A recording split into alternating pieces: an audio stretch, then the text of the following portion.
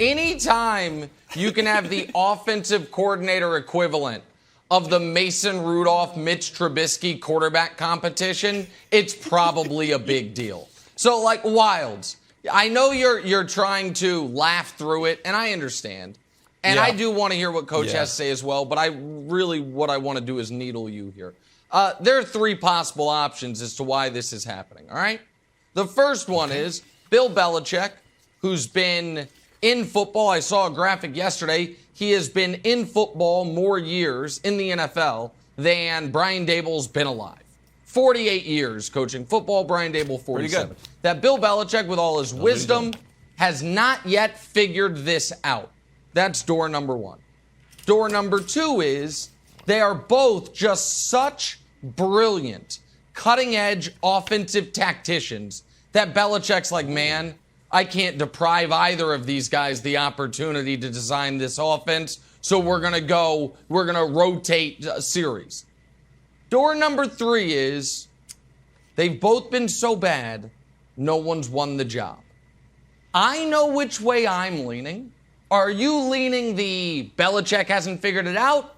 They're both so brilliant, you just can't deprive someone? Or door number three, that no one has exactly bathed themselves in glory this offseason, and therefore no one has won the job? Okay, I will obviously go door number 4.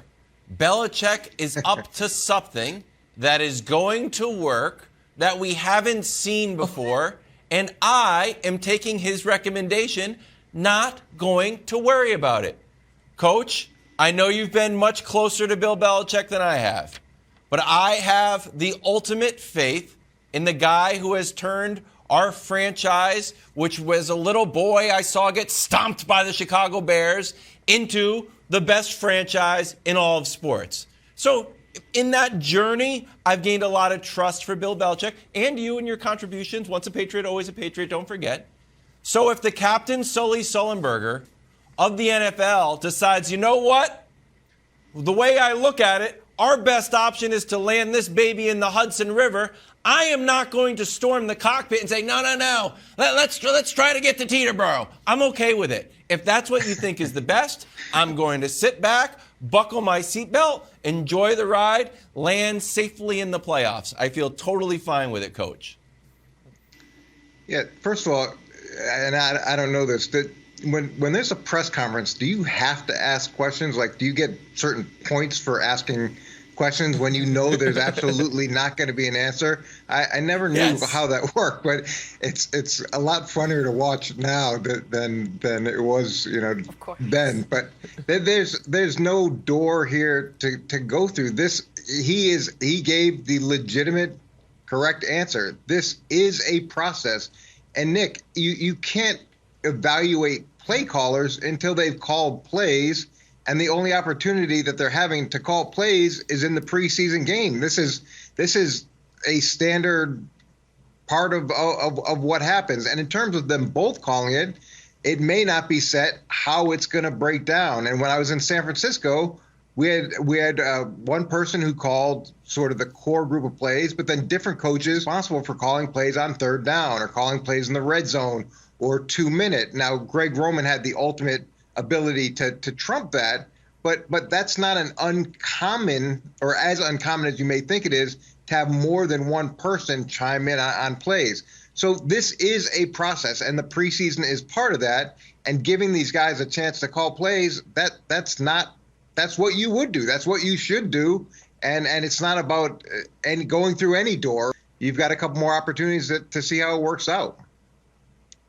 Yeah, but you are going through all of this because you are in such an adverse situation. Wilds, I don't say this often, but that was a spot-on analogy.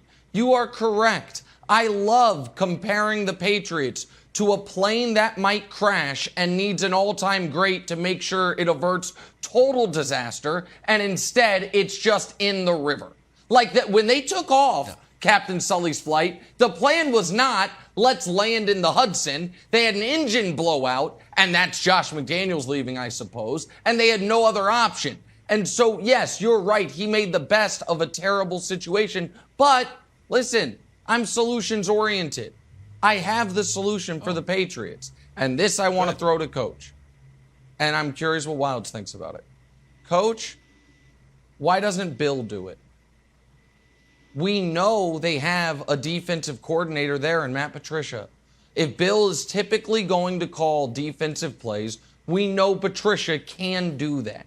You also have told us for years, and I am sure you're correct, and even absent of your commentary, I have massive respect for how much Belichick knows about football.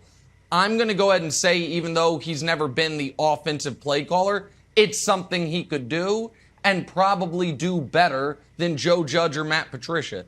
Do you think it's on the board, and do you think it would be a good idea for at the end of this whole process for Belichick to be like, you know what, in my final, act of my career, I'm going to call the offensive plays because I'm the best option for it?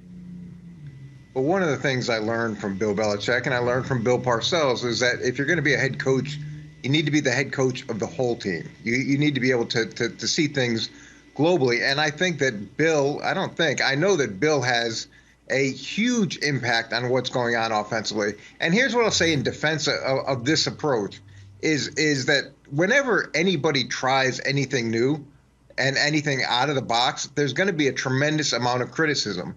But having that insight is extremely valuable. You can put together a game plan that is going to attack the significant weaknesses of the defensive opponent that you have.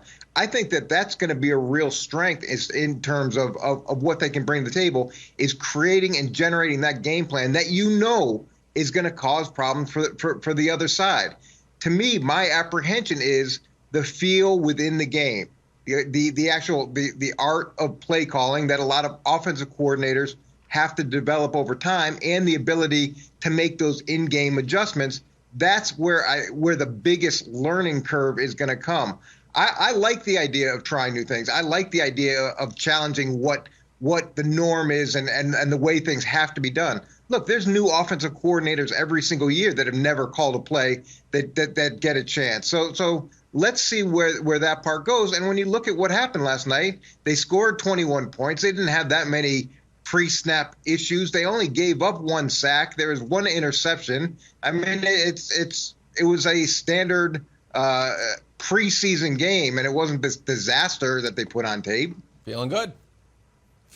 You should. So, Coach, my question is better. Belichick's process. I feel great. Belichick's process. Right now, it feels like Matt Patricia is the de facto offensive coordinator, even though he's not named the offensive coordinator. And Joe Judge has been working with quarterbacks. That's how it's been reported. In this process, is there a chance that flips? That this is like a quarterback competition? Like, oh, okay, now Joe Judge is the offensive coordinator and Matt Patricia is 1B.